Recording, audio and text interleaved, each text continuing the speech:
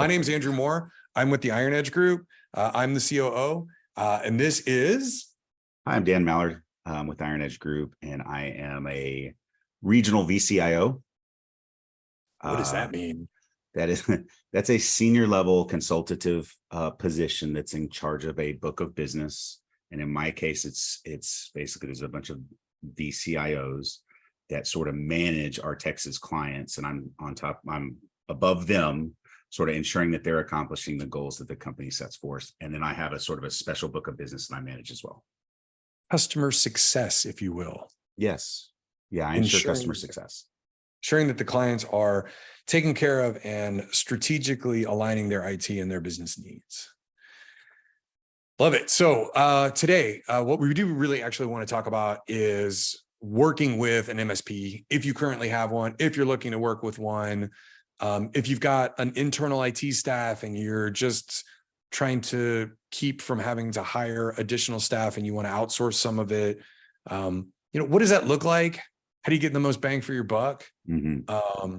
And then kind of when is a good time to engage with an MSP, right? Like, who and how and when do you want to start that process? And I'll kind of kick that off. And what we've seen historically in the decades of experience we have working in this industry is there's some times when companies will approach us to outsource some of their IT services or software or spend in some way. And that comes back to, is the company growing?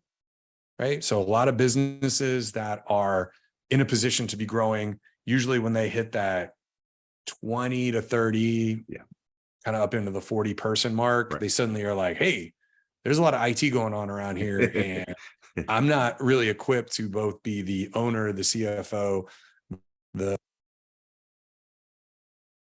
my engineer that's doing CAD drawings cannot also be the person that's ordering laptops and getting them set up. And we don't have any way of tracking our issues. We have no security in place or very limited security.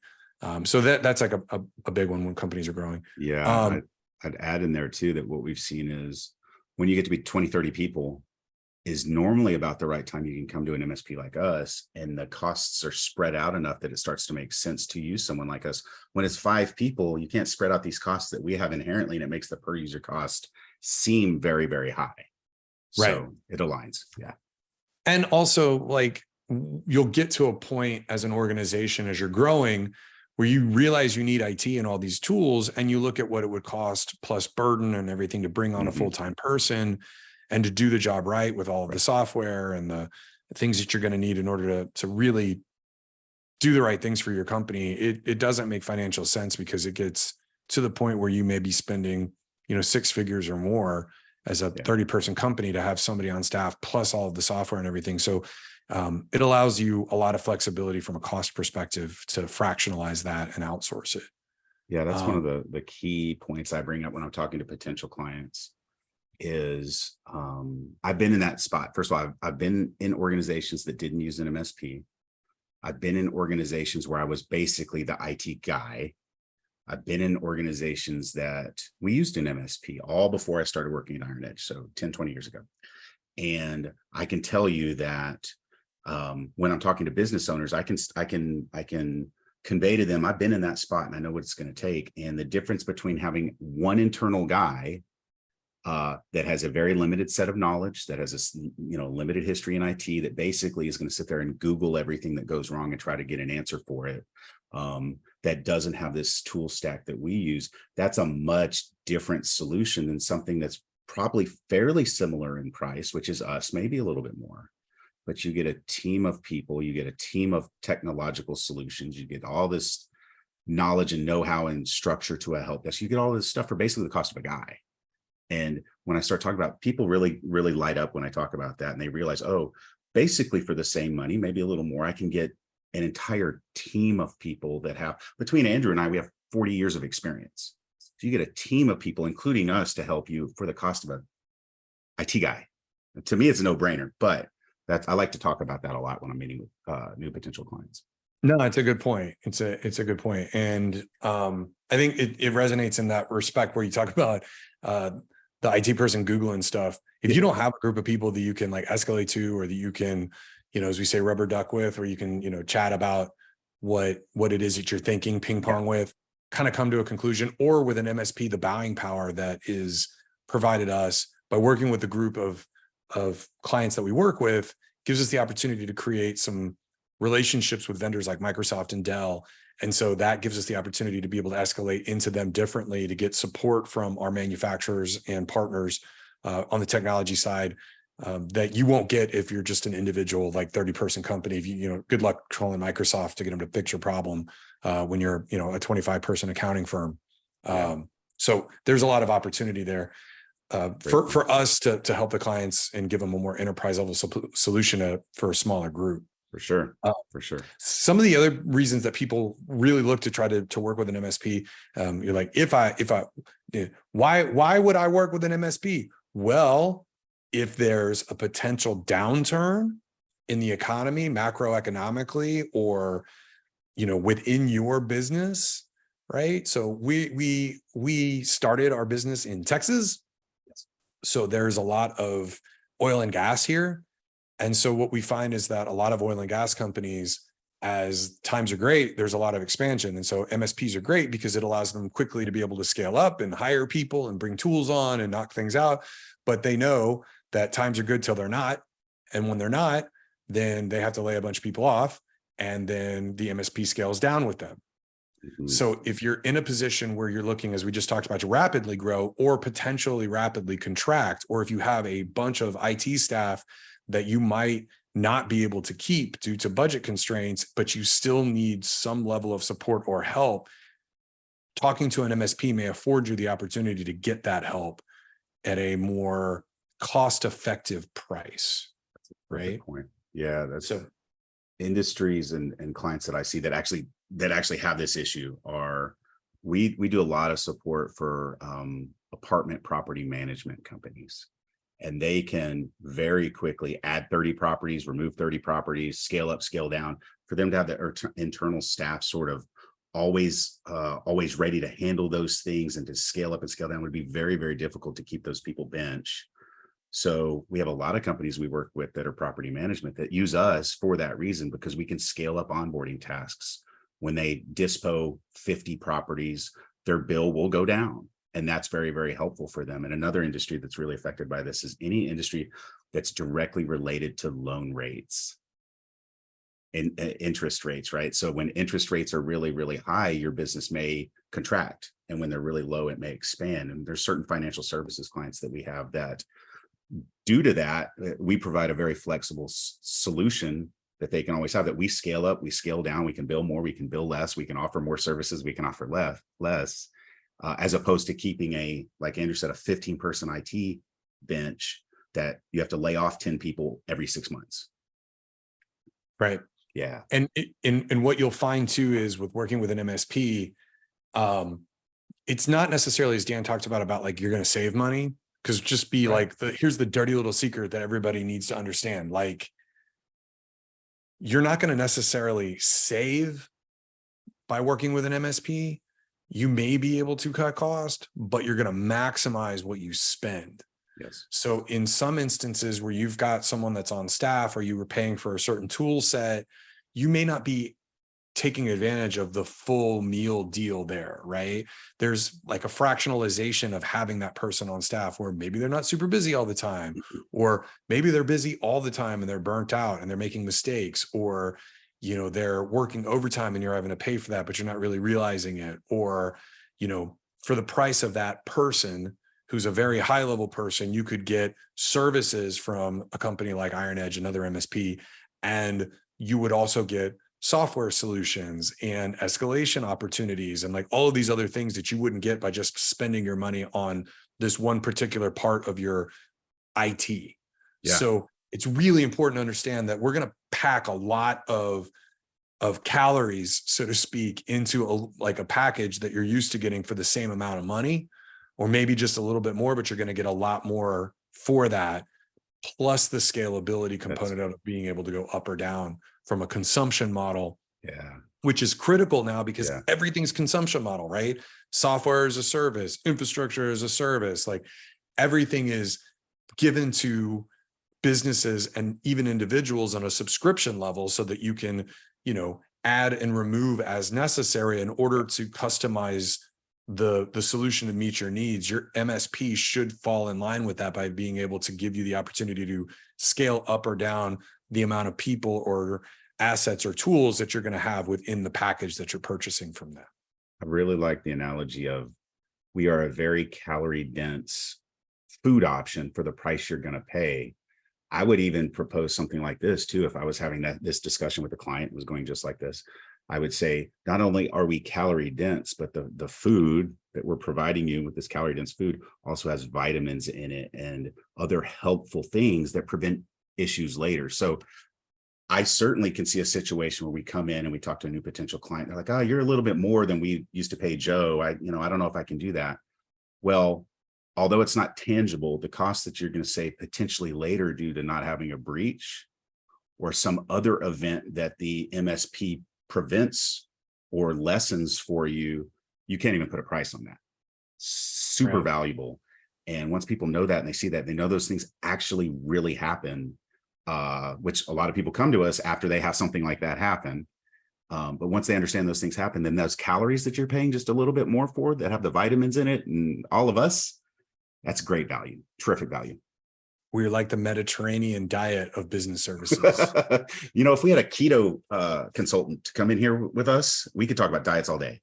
Patrick, here's Patrick. Yeah. That's good stuff. So that's a little bit about where you when and where you kind of start the journey of like, do we need an MSP? I would say that almost every company should consider using a technology services provider in some form or fashion, whether that's to outsource a certain component of their IT when it comes to like security, something that they're probably not going to be great at without having lots and lots of people on staff, or being a smaller organization where you're just looking for help in general for IT solutions and strategy. All of those are really important reasons to start down that path, right? And from our position, MSPs are should be built in order to help companies understand how to integrate technology into their business strategically, right? And for some period of time in the beginning of the, I would say the late 90s, early 2000s, as companies began to really adopt across the board technology into their day-to-day lives, implementing email solutions, turning internet on, creating networks where, exactly. all that sort of stuff. It was really seen as this like really strategic, smart person, like somebody shows up and does magic to get things to communicate and people's minds exploded, right? Yep. And then by like the late 2010s, right? Like 2015 to 2017, 2018, it was kind of getting to the point where everything was moving to the cloud and, stuff was fairly normalized, where people just kind of assumed that technology was utilitarian. They were like, oh, it's like a light switch, right? When I plug my computer in, I should get resources. And the strategies started to kind of fall away. And I think a lot of companies took for granted that they had transformed their businesses into technology dependent organizations, whether they liked it or not.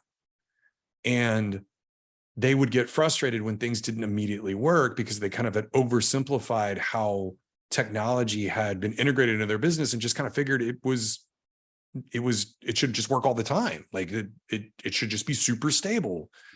And the strategy kind of just started to fall away in business for a little while there. And what we found is during the pandemic, with the rise in cybersecurity issues and rapid adoption of mobile workforces and cloud migrations and that sort of stuff, suddenly like businesses feel like kind of caught flat-footed again. They're like, I don't understand. Like this is hard. Who do I go to? And here we are, the humble MSP back here going, we're still here, right? Like we're still focused on strategy. And so that's really the role that your MSP should fill.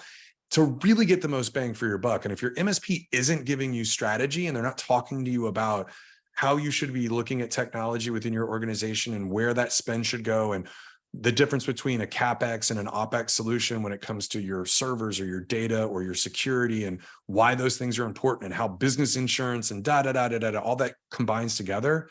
If they're just showing up when the printer's not working, right? Or you're calling them because, you're not getting some of your email, like, you might want to rethink your relationship, because honestly, that's the value that you should be looking for in a mature MSP, right? Mhm. And as your business moves up that maturity level, you're going to want someone to step in and say, hey, these are some things you should consider when it comes to how you're spending your money and what that looks like when it comes to technology.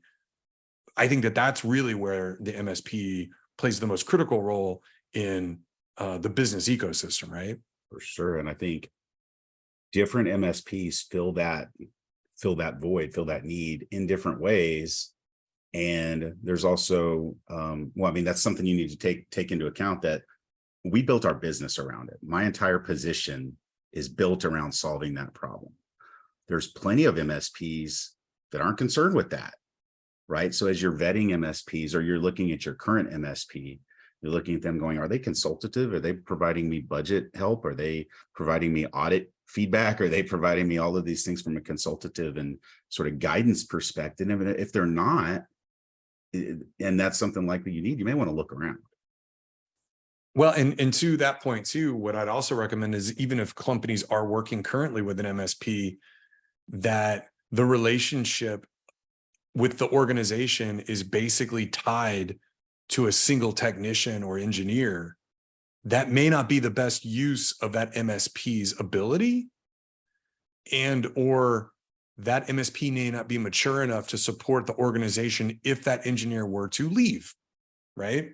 Yes. It's super important that when you're working with an MSP, to understand you've provided them the trust in your organization from a technology perspective, from a business strategy perspective, right? So it's really important that you're comfortable with, like, your account manager or your customer success rep, or your lead engineer, but knowing that there are other people in the organization that you can go to if you need to escalate, knowing that they've got a process by which they're documenting your system so other people can help support you, rather than that one person being the only person who knows how your systems work, right? Having a mature support desk that has documentation that can help. Like, those things are really, really important, right? You wouldn't want to build a solution internally that was dependent upon the knowledge of one person, and then that person can hold you captive, so to speak.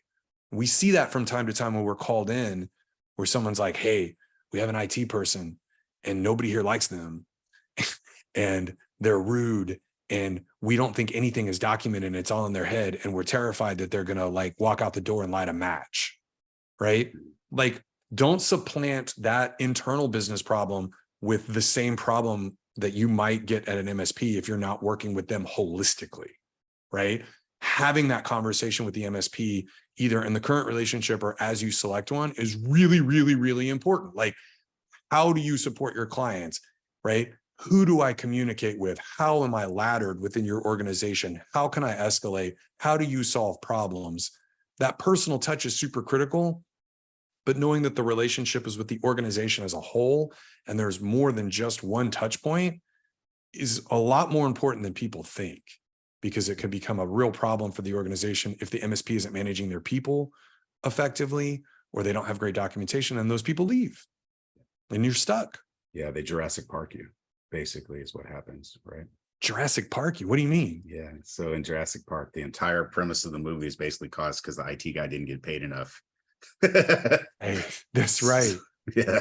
So you don't get Jurassic Park is something I would say. There's something interesting too about understanding the relationship you have with your MSP, who does what, how things are escalated, how work is assigned, how knowledge is spread, how knowledge is documented.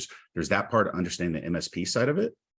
And there's also the part, if you're a business leader, understanding how that works on your side too. Do you have one person in your business that always interfaces with the MSP, knows everything about them, is their advocate, and really that one person, bangs the drum for the MSP and is their champion? Or, as we would probably prefer, multiple people are tied into the MSP. The ownership has met with the MSP. The MSP meets with the board every once in a while to talk about budgeting and sort of state of the unions and things like that.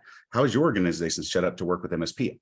What I see sometimes it's not successful when you have your one person that's sort of the MSP person, that all the information goes back and forth to this one person, and that person leaves. The MSP has no advocate. Nobody knows how they work. Nobody knows the processes. Nobody knows, the people that work there. So understanding that from both ends is very, very important.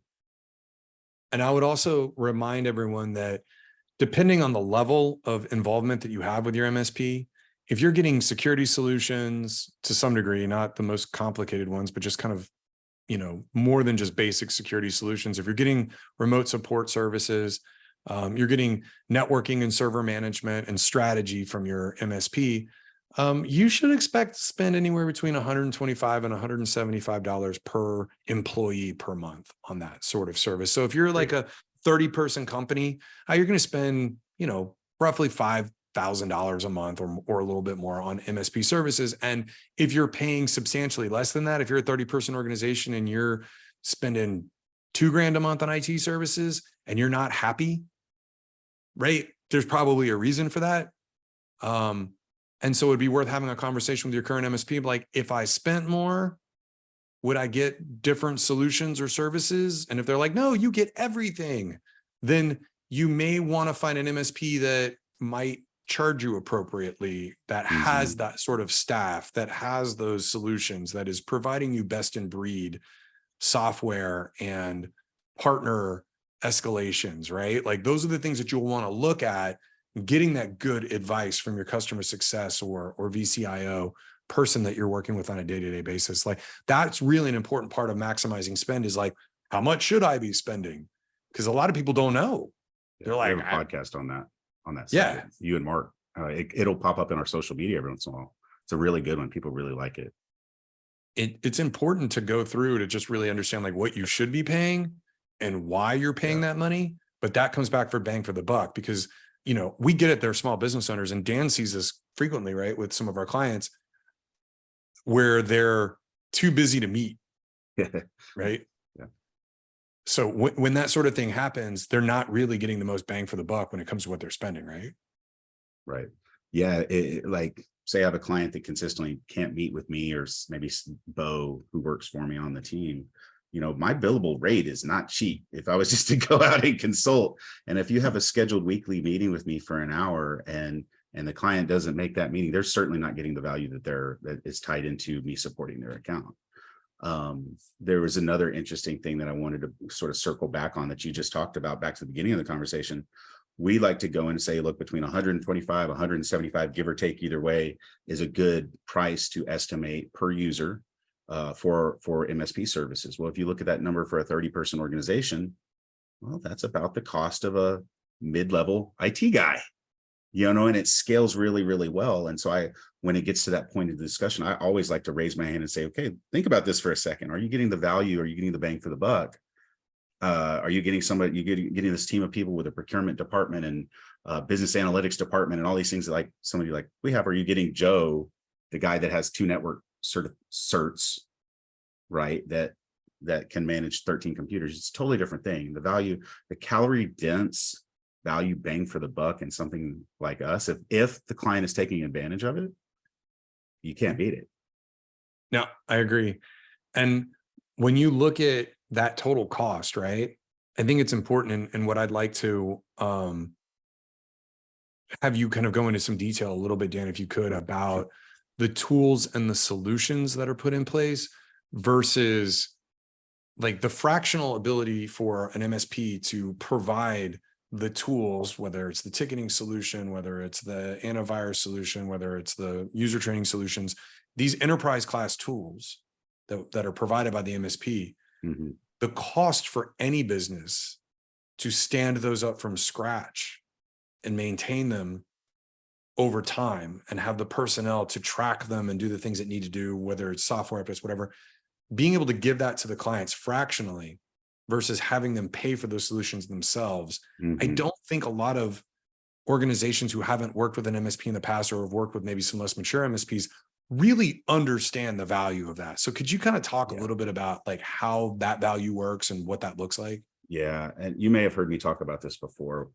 When I was a client of an MSP, everything kind of just happens. You know that occasionally you're asked a question or something's escalated to you or from you or whatever, but things kind of just generally get done and projects get done. And as the business IT guy, you're like, oh, this is great. This is cool. Well, then when I started working for an MSP, I was shocked.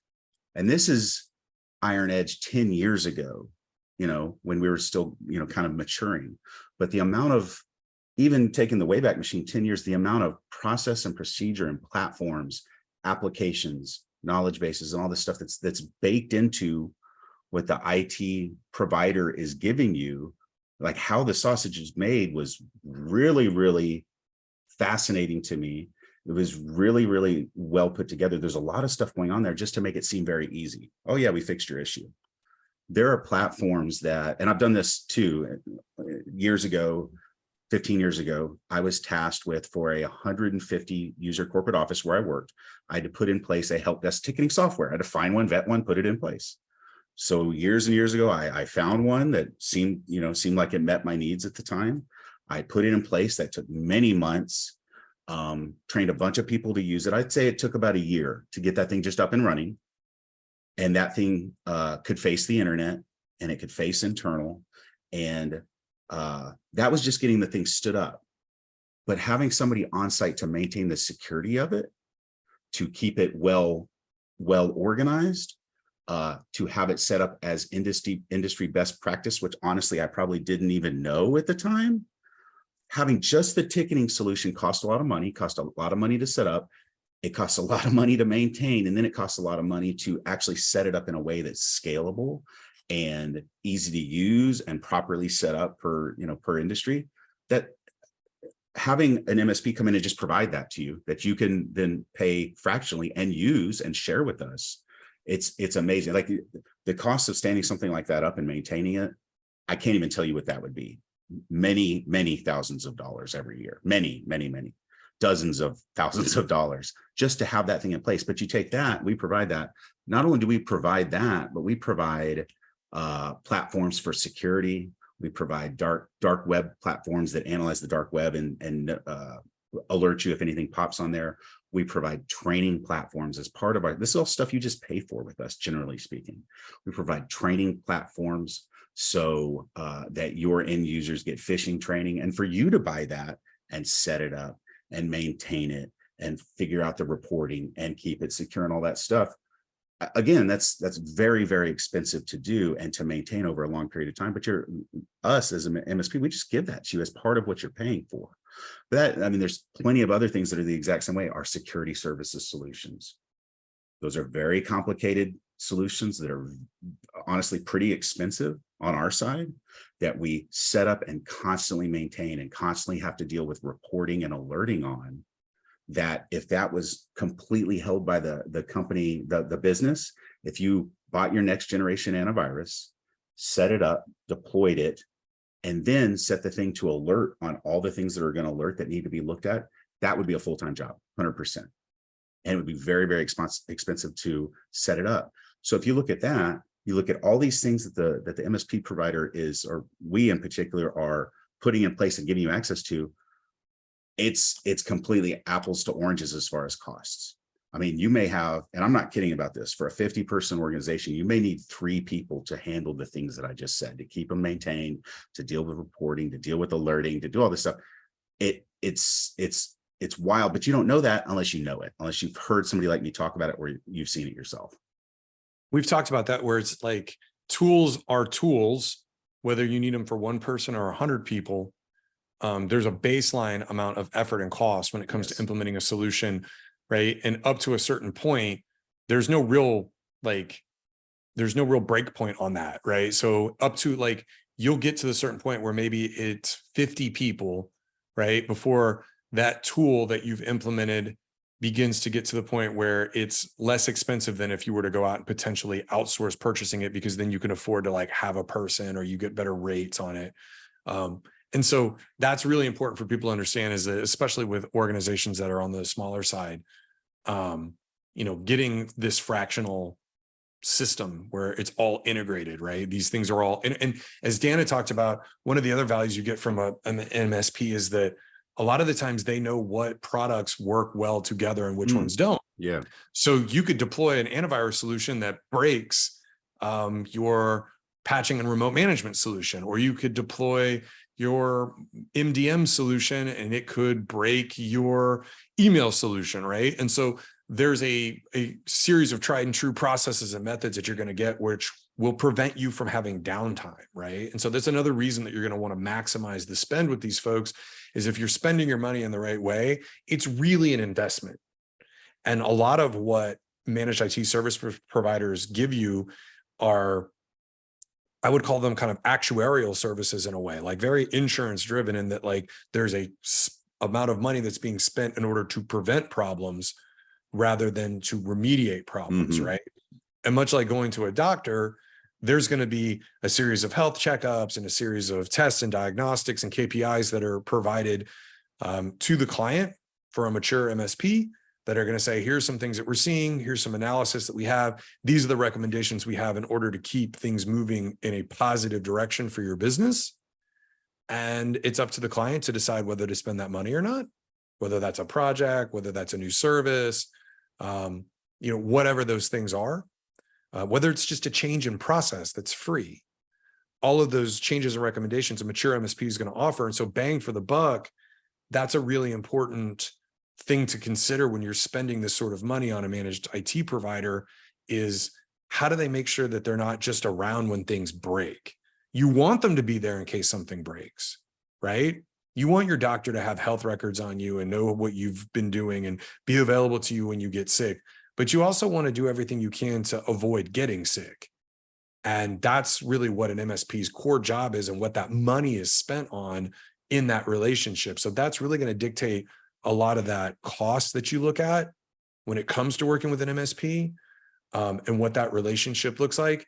You maximizing your spend is going to be based on what you're wanting to get out of the relationship. And if you're looking for proactive, helpful, strategic advice, you're going to spend more for that, right? Because it's going to cost a little bit extra, but it's an investment into your organization, because if you run the analysis of that spend against potential security breaches that may impact you and your clients, your ability to make money or to retain employees or those sort of things, just breakdown of equipment in the event that systems go offline or break or you can't access them, and what that may cost you as an organization, you begin to see that the investment in the managed services spend actually can start to make a lot more sense when you see it strategically against your business initiatives and potential revenue loss or cost directly to your organization of not being able to perform as a business. So that's really an important thing to look at. Yeah, we see that. The truth is, we have half a dozen people that come to our company every year and say, look, we've had a giant cyber event. We've had a giant successful phishing attempt. Please help us. And they're not our client before this. And sometimes we can and sometimes we can't. But those people, when they're in pain and they have to alert all their customers that their data was exposed or any number of terrible things, we like the price of an MSP at that point, we could quadruple our price and they'd still pay it, right? But understanding that and understanding as a business leader, if you're listening to this and you're considering, should I do this or should I not, just having the wherewithal to understand those things really, really do happen. And the peace of mind that an MSP provides, rather than Joe, the one guy that works in the IT department, it's immeasurable, really. It's also, you're also, talking about maximizing spend, and you're maximizing peace of mind when you spend that kind of money, right? I've heard some people call some business services reassuringly expensive. Yeah. I don't know that I would necessarily use that term when it comes to all MSPs. I would just say that there are certain times where if you think you're paying way too little for something, you probably are, right? And there's probably something hiding out there that you're not aware of. So you want to spend enough on these services, again, in that 125 to 175 per person range, for what we call like mid-level IT support services, which are pretty solid. That's kind of where you want to be, right? Including some security. And so then, outside of the fact that, what is provided should be, when you're maximizing spend with your MSP, it should be strategy based. It's not just utilitarian where you flip the switch on and the IT works, right? There's a lot more to it. There's business process integration. There's actuarial work when it comes to risk mitigation, when it comes to integrating business insurance and cyber policy insurance, when it comes to legal ramifications of your technology and data, right? What that looks like when it comes to your internal employees, PII, the personally identifiable information, or if you're in a regulated industry where you're taking credit cards, whether that's PCI, government contract work with CMMC or DFARS. I can throw a bunch of different acronyms out there. Like, there's always a lot of different reasons to work with an MSP and make sure that you're integrating all of the technology into the business holistically in order to maximize your spend, right? And working with the right MSP is going to give you the opportunity to do that. So, questions that you should ask if you're looking to work with an MSP, or you currently are working with an MSP, here are some questions that you should ask. So I'm going to read some of these questions that we wrote up here, right? Service practices and offerings and getting to know your business. Will the MSP services help you as a business owner with future technology planning and give you a competitive edge, right? So Dan, what do we mean by that when we ask that question? What sort of results do you want to hear back from the MSP when you talk about, their service practices and offerings and how they're getting to know the business? Couple things. They should know your industry. Well, in a perfect scenario, the MSP you're working with should know your industry or very similar industries well enough to be able to have a pulse in that industry and anticipate things that you may need to spend money on or handle from a security standpoint in the future. Okay. So if you're in, say you own movie theaters and you have an MSP, and that MSP is sort of unfamiliar with how those movie theaters work and sort of unfamiliar with general point of sale systems and separating networks so they're PCI compliant. If they don't know those things, they may not know the right questions to ask to keep you safe on a future potential PCI audit, right? Or the opposite version of that, which is they may be able to ask questions that would help in a future PCI audit because they know the industry, they know the payment card industry. So that's the value that your MSP should bring, is they should know your industry and be able to help you budget and plan from a security standpoint and operational standpoint in your industry every year. And that's very, very valuable, but that's something that I would expect from your MSP. And that's a question to ask, how they do that. How do you budget? How do you know industry, things that are coming in industry? How do you keep up with the security of payment card industry? How do you do this? How do you do that? And they should have a reasonably good answer for all of those things. And how do their products align with that, right? That's the thing. Fair. Is like, great, so you say all that stuff, but explain to me how your products work, right? Yeah. And if they're like, well, we just kind of sell you some IT, right? Like having the ability to expand into other products and solutions. If they offer a consulting line, if they offer additional security services as your company might be growing, if they offer the opportunity to, implement certain types of projects in order to make the solutions more effective or to help with your business, those are things that you want to ask, right? Like, what's the alignment to the business and the processes and the service products that are being offered? I think is a fair question to ask. That's terrific. Second question, costs and achieving the business goals of the company, right? Are the MSP services tailored to your business needs, or do they offer a one size fits all approach, right? Is there some level of customization, or do you just have to deal with whatever they offer? And I'll take this one because I think it's important to talk a little bit about service offerings, right?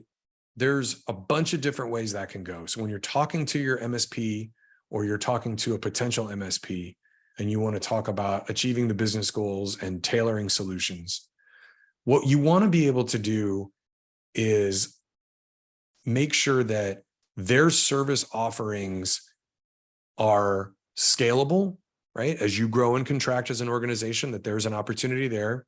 You also want to make sure that if they provide you a service or a solution, that it is profitable for them, right? Like you want them to be in a position where they retain their talent, that they're able to continue to provide you best in class tools, that they're working on their relationships, right?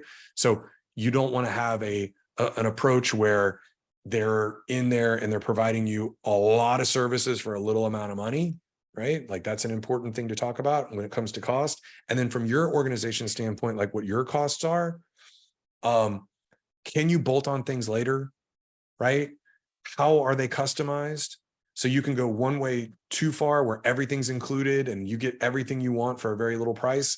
That may not be the best solution for your business. Or you may go all the way down the road where this is what you get and you get nothing more, right? And then that might be a little bit problematic because then you're kind of everything is a la carte and it's very difficult. So what you really want to do is find out how they're putting the solutions together so that you've got flexibility within the solution and that you can maximize that for your business, and it still manages to put you in a position to not have to pay way more than you should or pay so little that the MSP may not be in a position to support you long term, right? Yeah, I'd say that we see people come from smaller MSPs. At some point, you're probably going to outgrow your small MSP. That's kind of what we see. So you have a small MSP, say they have 5 people, you work with them, and eventually you kind of outgrow their capability. One of the big changes people talk about is like, well, my small MSP, they would do everything for me. They would create these custom reports. They would, the account manager would come meet with me 3 times a week, or what, this really gold plated, this really boutique solution. Well, that's almost a red flag in itself, because that doesn't scale. That if they're one guy that's really, really smart and those 5 people leaves, what happens to that solution? So just having an understanding of, you want a standardized solution from your MSP, so you know what you're getting and you know what to expect. But then, in my opinion, Andrew may correct me, you want a little bit of boutique in there, because you want somebody that knows you, that knows your business, that knows the people that work there, that can come over and bring donuts and it's a very comfortable thing, that will, text you back when they're at their kids' practice and they're happy to do it. Those are the kind of things that you want, but there's a real red flag to having this really, really unique approach to your account, and you get very special stuff and you get really, really unique things. That's really hard to maintain as an MSP. Normally you can only do it if you're tiny. And if you lose the guy that's really good at it, you're in trouble. So just knowing that could be a red flag too is important. Yep, absolutely. And we see that like where we say, we can customize solutions as an MSP, but creating what we'll call a completely bespoke solution that's unique to that one account is something that very rarely ends in success. Yeah. It seems like a great idea during the sales cycle. Like clients, like we win, the MSPs like we win. And then when everything goes into like operations, this one thing that nobody thought about that doesn't happen for any other client, but this one client winds up becoming a problem because nobody ever can execute it effectively. And everybody gets mad because operations can't get it done. The client's mad because it was agreed to and it didn't get accomplished. So we really want to make sure that when clients are having these conversations with MSPs, they're the mature MSPs, and when you get maximizing your spend, are going to give you a customized solution that fits into a scalable operations platform, rather than a completely unique one-off solution that only one person can support and cannot be built out so that you can maintain SLAs, that you can retain talent, that you can do all the things that are necessary to provide services. So those are things that you want to talk to your MSP about. Great way. It's important. Like, yeah. Are you making money on our account? Right? Yeah, like, yeah. You want to hear them say, you don't want them to be like, yeah, you're getting gouged, but you want them to be like, yeah, no, you guys are a good, profitable account. We like working with you. And like, when you hear that from your MSP, that's a positive thing. Yeah. That means everybody's winning. Like if you're happy with your services and they're making money with you, there's a great partnership going on there. And that means that you all will be able to grow together as organizations, rather than being like, yeah, no, like you're beating us up and we undersold this contract. And, that's a problem. Right? It's a conversation that should happen. So third question, communication, response times, processes. What should a company expect with support and response times, onboarding, and regular check-ins in regards to working with an MSP? Sure. So Dan, this is kind of solely kind of in your wheelhouse. Like talk a little bit about that if you could. Absolutely, I will. So I'm looking at the question here. So regarding support and response times, those have been defined when you started working with your MSP. There's probably some contractual language that talks about it, that says we will respond to your ticket in X. That could be an example of what the contract language says. So you need to know what all of those things are that were agreed upon in the contract that are actually written into the contract. Then you need to know any other terminology or ways that that is defined outside of the contract. For example, the MSP may have categories when you submit tickets that say on fire, not on fire, next week, something like that, right? Well, you need to know what those mean and what the definition of attending to that is on the MSP side. Not only do you need to know that, you need to really understand if contractually the MSP, and they all do this, they say, we're going to respond within an hour, contractually, or whatever it is, whatever this time is. Well, as the client, you would say, okay, respond. Does that mean you fix it? And the client's like, no. Or the MSP is like, no, we respond and we start working the issue. Okay, great.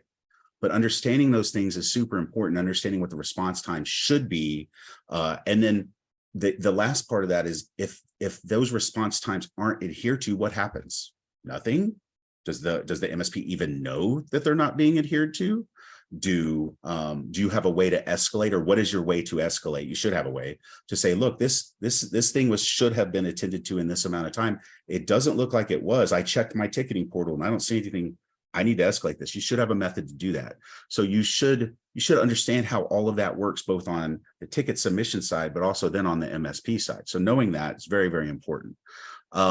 Next, as far as onboarding, I mean, that could be any nature of things. So onboarding we'll assume in this case, it means new user onboarding for your company. Terrific. What does that mean for the MSP? They're like, we set up an email account and put a name on it. Okay, cool. Is that all you do? Yes. All right, terrific. How quickly do you do that? How far out do you need a ticket to be successful to have that done when this person starts? Well, we need it 2 weeks out.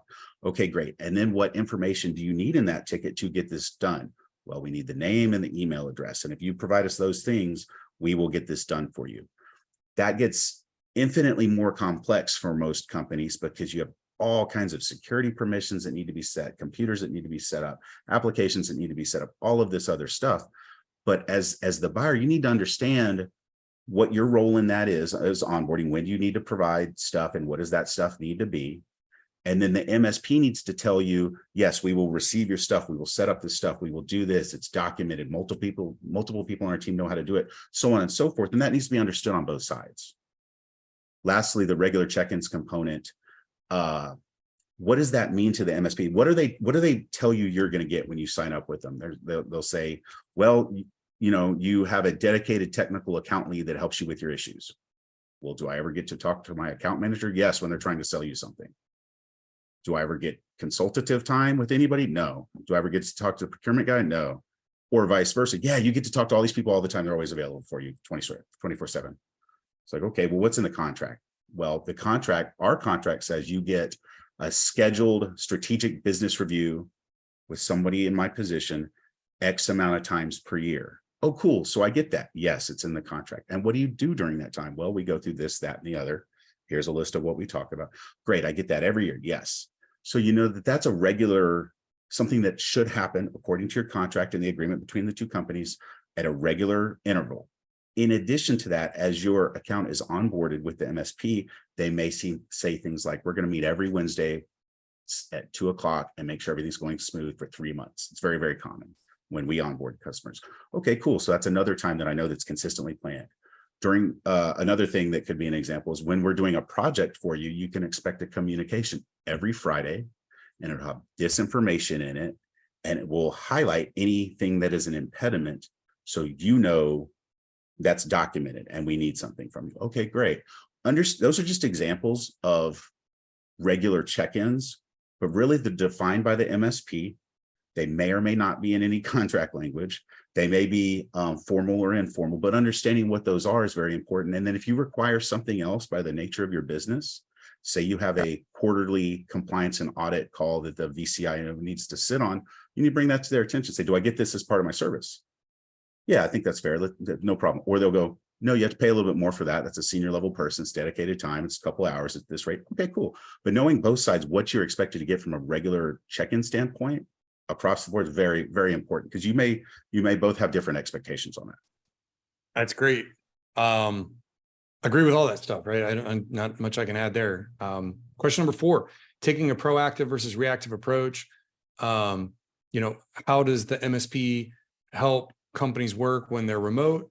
Is break fix or proactive kind of more their jam? What I think is important is you're talking to your current MSP or you're talking to new MSPs, ask them, right? Are you proactively doing things, or are you waiting for something to break?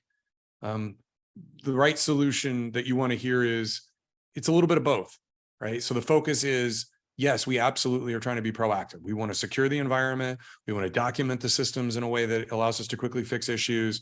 We want to make sure that we're bringing potential problems to the forefront before they become problems and helping to allocate budget to get those things resolved. 100%, doing the prevention thing.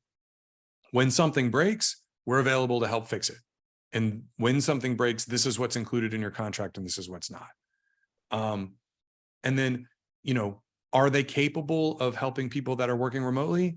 Are they capable of being able to help work when they're remote, right? So the MSP is like, yeah, we really don't have a remote service desk. We have to send somebody on site. So, if nobody's available, we won't be able to get to your problem till maybe 2 or 3 days. I know that there is a certain level of quality feeling by having a technician show up and personally sit down and get onto your computer.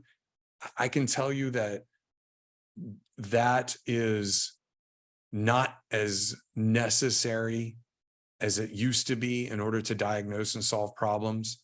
I would say that 90% of most technology problems can be resolved from the other side of the country through a remote session. And that's really just because if you have good tools, and you have good documentation, and you have solid processes, it's always a lot faster to submit a ticket and have somebody remote into your computer and try to solve your problem that way, and then dispatch if necessary. And that's not to say that there aren't problems that will absolutely require an on-site person. But for employees to wait to get support in order to do their job, hours for somebody to dispatch, or to hold on to their problems for days until the on-site person shows up, is doing most businesses a disservice when it comes to productivity and what they're paying for in that service delivery.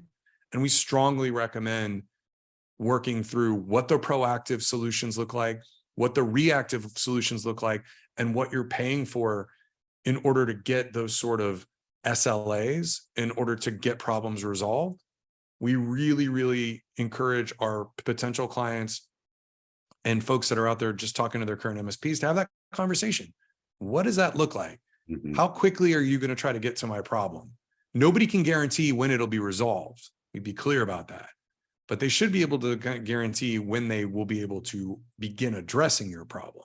And a lot of the times, if they don't have a solid, robust documentation solution that provides a good, solid remote service desk solution, and there's a lot of dispatch on site, that might put your company in a position to have to wait for support. And we encourage our clients to try to use the service desk when necessary, right? And to really use that as the first step, and then fall back to that on-site support person so that you're getting the full depth and breadth of the entire process when it comes to working with an MSP. One thing I've seen through the years is, and then it'll always stick out to me, is I was working with the outgoing MSP. We were taking over an account, or something like that was happening. And I asked, okay, do we pull your tool set off of these computers, your remote access tool set? And they're like, no, we don't have that. I'm like, well, how do you help people? Well, we go on site for everything. They call us and say, I have a problem. And I said, you have enough staff to go on site basically at a whim? Or, when he's like, no, we don't. Normally it takes a couple of weeks. And so that always stuck out to me as something that, if that sounds like something your MSP says to you consistently, or that's what they've sold you, you may really want to look at an MSP that has a more mature solution. And they may have that more mature solution. You just don't know it, right? Because, maybe they don't have great, strategic account management. Maybe you're on autopilot with them, right? Maybe, they just, you're not loud enough for it to make a difference, but maybe you've decided you want to have that conversation, like reach out, right? See what they offer.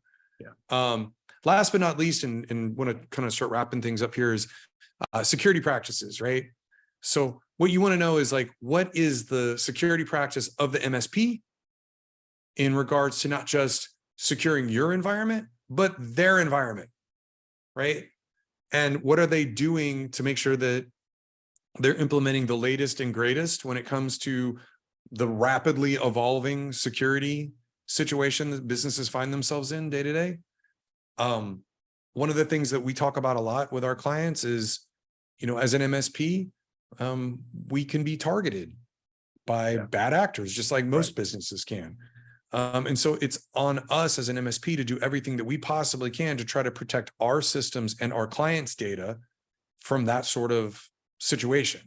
So when we talk to potential clients, we make sure that we have the conversation around, here are things that we're doing ourselves to protect our data and yours, right? Our systems and yours, right? We're deploying zero trust infrastructure to our clients so that in the event that there is some sort of a breach of our tool set, that doesn't spread, that it gets locked down, that we're able to protect our clients against that sort of issue. Does that mean it's never going to happen or that everything's going to be perfect? No, but it means that we try to put enough stage gates in place that if something were to happen, we could contain it, and that we're on top of it with our clients, and then to provide that level of support to them so that as they're implementing security solutions, that they've got the peace of mind that knowing, yeah, there may one day be a security issue, but we've got enough of these layers in place that hopefully we can contain it and recover from it quickly. So that sort of security needs to be baked into the DNA of how the MSP works and how they provide the services to their clients and how they expect their clients to manage their own infrastructure. Something that we started doing a couple of years ago that you may want to ask in the process of working with an MSP is, do you require us as a business to carry cyber insurance as part of our business policy for insurance? And if the answer is no, then you may want to ask the MSP why, because it's critical that the MSP provide that sort of benchmark for you as a business to say, our solution can only go so far. As a business, if there's some sort of an issue or a breach, you need to be protected financially and technologically. So it's one of those things that really, really encourage companies, because that's where the greatest risk is these days, as things are moving to cloud and, there's less on-site, there's less of that sort of potential that your systems are going to break because your server died, right? More and more of the actuarial work, the risk mitigation comes from some security strategies, both at the MSP level and at the business level. So we strongly encourage that sort of conversation to happen. And as Dan had mentioned before, like, what business are you in and what security overlays do you happen to need? And is the MSP capable of handling that? Yeah. Those are important, right? Is there anything I missed there, Dan? No, I'll share an anecdote of an actual thing that happened. So a friend of mine knows what I do, came to me and she said, "Hey, I'm shopping my MSP." She goes, "I don't think it's something that you want." She was like, I'm leaving in a few weeks. So, but I'm shopping the MSP before I leave. That was her task before she left. And she goes, "Can you help me?" And it was also there was 4 or 5 computers, right? So she said, "Can you write me out some questions I can ask the potential MSPs?" I said, "Sure. Yeah, absolutely." So I wrote her an email and number one was, do you use a one-to-many remote access tool set? And every MSP will say yes. And then my second question I wrote her was, what have you done to mitigate or try to contain that tool from being used to access and attack my environment? Right. And then I had a few other questions. So she took this she told me this story. She took it to the 2 owners of this little bitty MSP that came and talked to her. And she got to number 1 and they said, "Yes, we use X, Okay, well, what do you do for number 2? And they didn't have an answer. They said they didn't have an answer. And they were so shocked that she would ask that they were completely out of sorts for the rest of the meeting. It's a very important question for anybody using an MSP. And actually, you can any vendor that you work with that connects to your computers to do stuff, that could be consultants, that could be an application partner, that could be an MSP, that could be any number of things. You should ask that question too. And number 2, just as a little add-on at the end of this thing, all of those platforms should have multi-factor, dual factor enabled, period, across the board end of time. So I know I kind of went off the rails a little bit, but I want to share that story about just those are the type of things, and those are the considerations that you really need to have for your MSP. I just want to add that in there. I thought it was a fun story. No, absolutely. And it helps to illustrate just kind of real world, what that sort of looks like when you're having those conversations, and what next steps look like, and how you proceed and get your answers. So that's it for today. We want to thank everybody who joined us as far as the solutions that you want to be looking at for your business. If you have any additional questions or concerns, feel free to reach out to IronEdge Group. We're online. You can find us in our YouTube section down below, and just feel free to link back to our website. Reach out if there's any questions that you have. If you're a current client, reach out to your customer success team. If you're wanting services, feel free to reach out to our sales group, and we'll be happy to figure out a way that we could get you in front of somebody and help answer some of your questions about your business. So Dan, thank you so much. It was a pleasure working with you today. Thank you. It was good to be here. I hadn't been on one of these in a bit, so it was nice to come back. Ditto. All right. Well, we'll talk to you all soon. Thank you so much. Bye, everybody.